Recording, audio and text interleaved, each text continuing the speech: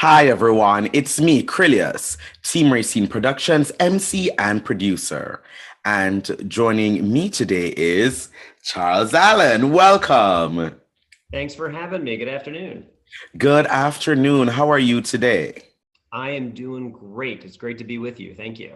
It is great to have you here with us today. So I want to start this off as we do on all our videos here with just having you introduce yourself to our viewers and letting them know a little bit about your background and experience.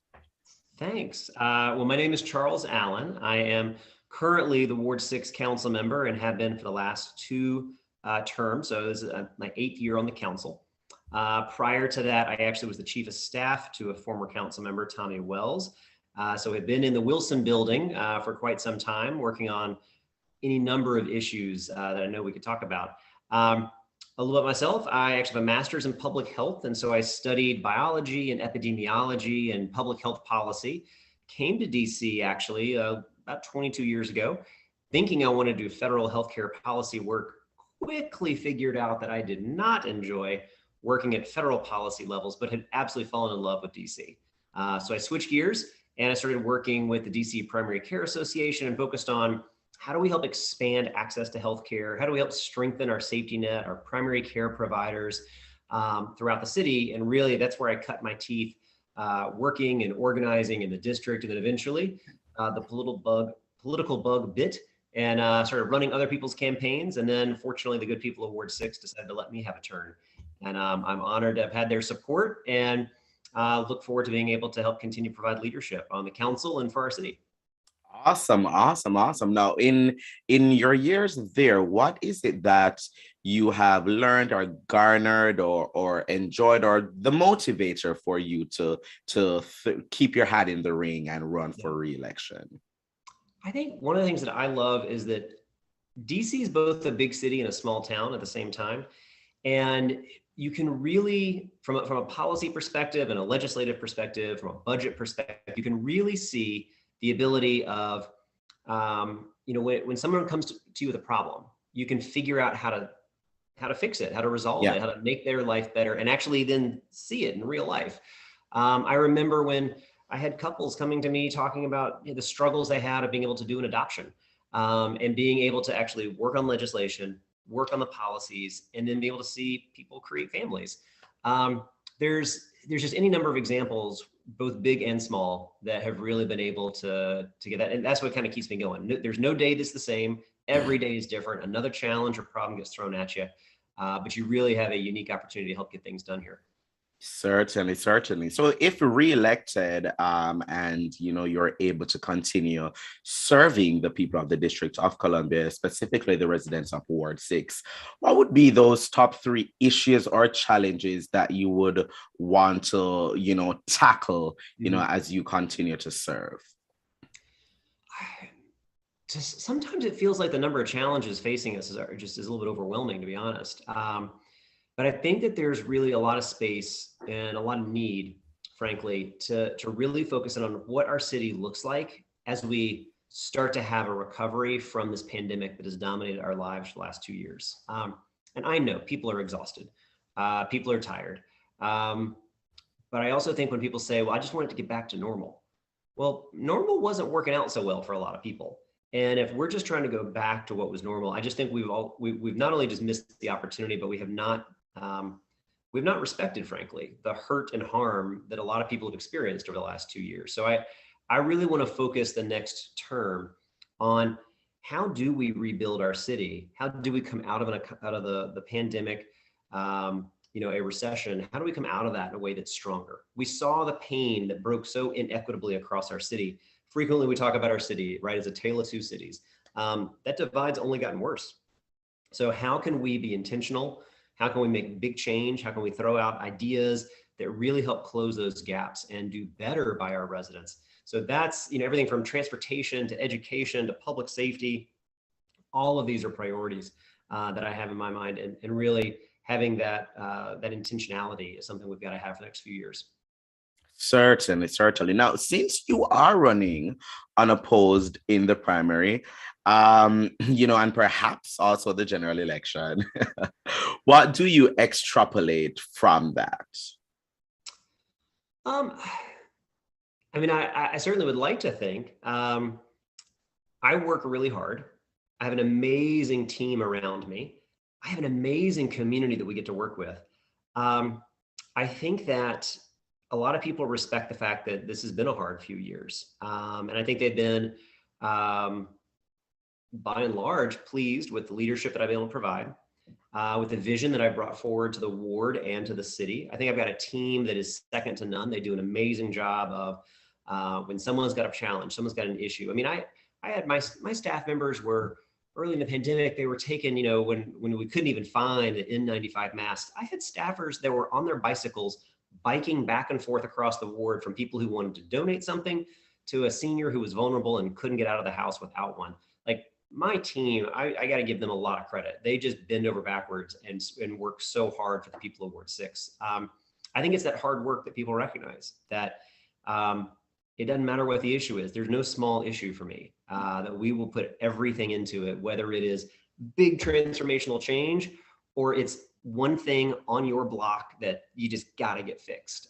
And so I think that's what I take away from it, but I couldn't do it without just an incredible array of community leaders and folks that help us do our job every day. Awesome, awesome. And tell me, what's one of your favorite things about Ward 6? Oh my gosh. It is hard to pick one, I will say. I think that one of the things I love, because Ward 6 is the only ward that touches all four quadrants. So it is the biggest ward in our city. Redistricting took a little bit out of that, but we're still a very big ward. But no matter which neighborhood I'm in, it really feels like just collections of well-knit together neighborhoods. You walk down the block and you're gonna run into somebody you know. You go through a park and you're gonna know somebody you know. And I think that just feel of sense of community is something that helps us be resilient. It's something that helps us really think about how we look after each other and pick each other up. I remember in the early days of the pandemic when we were all trying to find some little bright stories and some things to bring ourselves together. We started every Friday evening. I sent out an email and said, guys, everybody go out on your front porches. And in some cities, people were doing things where they're like, banging on their pots for first responders, things. I said, why don't we also just say, look left and look right and see your neighbors and just be able to gather. It's on the sidewalk, your front porch, whatever. And we had folks that for the next year or two, every Friday night, their block started all of a sudden a block sidewalk party. And it brought people together. And that's what I think is so great, is that people really, they seek each other out. They look after each other. To some degree, they met people that maybe they'd nodded hello to and never actually had a conversation with before. And those types of things, I think, build community. They build resiliency. And I'm really proud of Ward 6 and the neighborhoods across it. Awesome. Now, as you just noted, redistricting since the last census resulted in Ward 6 shrinking in size. And some people whose homes were in Ward 6 during your previous campaign are now in Ward 2 or Ward 7 or Ward 8. So wherever you live in the District of Columbia, or viewers, please check your voter registration and who represents you on the DC Council. Yes. And while we're at that, Councilmember, when does voting begin here in DC? Well, it's actually already started. So one of the things I did at the council is help. I've really focused on elections and democracy in my term on the council. So I've added the district now to automatic voter registration. We've expanded the franchise so that more people can vote and we don't take away the right to vote. We've expanded early voting. We've expanded vote by mail, the ballot boxes that you get to drop your ballots in. So now every voter should have received, every primary voter, I should say, should have received their ballot in the mail already. If you didn't, you contact the Board of Elections and they'll help sort that out for you and make sure you get a ballot. But we've had more than 20,000 people have already voted in the district, and we haven't even gotten close to election day yet. The next step actually starts this coming Friday, where the early vote centers will open up. And so that will take place this Friday.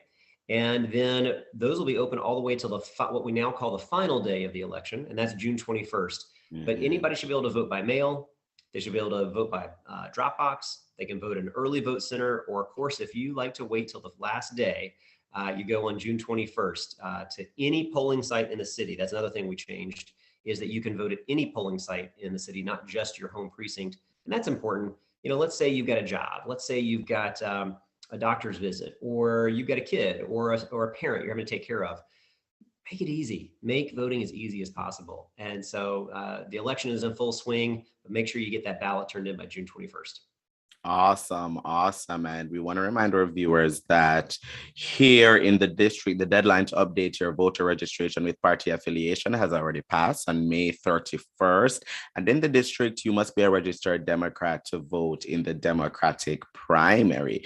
If you want to check your voter registration status, you can go to headcount.org to check your status, pledge to vote, and register to vote. So once again, that is headcount.org. Council member, before I let you go, how can people find out more about you, find out more about your campaign, follow you, keep up with all the latest updates, and, donate or support your campaign in any way? Well, I appreciate it. I'm really proud that I got another very high rating from GLAA at 8.5. I've been endorsed by the Stonewall Democrats. And if you want to get involved with the campaign, we had a very creative name for our website. It's charlesallen2022.com. So kept it as simple as possible for the campaign. You can get involved that way, contribute. I'm using the Fair Elections program. So any DC resident, your contributions get matched with public funding. Get a yard sign, volunteer, join me for the Pride Parade. All of that will be great, and you can find that on our website. You can also follow me on Twitter at Charles Allen. Again, very creatively named, at Charles Allen. And we'll, that's the space where, that's my personal Twitter account. I'd share a lot of official information, community information, and that's a great way to stay in touch as well. But anybody who needs help also just on the official side of things as a council member, reach out to my office. More than happy to help out and help solve problems, and make sure that, just like I see this place, make sure that you're living in a great community in a great city, and you got a lot of people that are working to make that happen every day.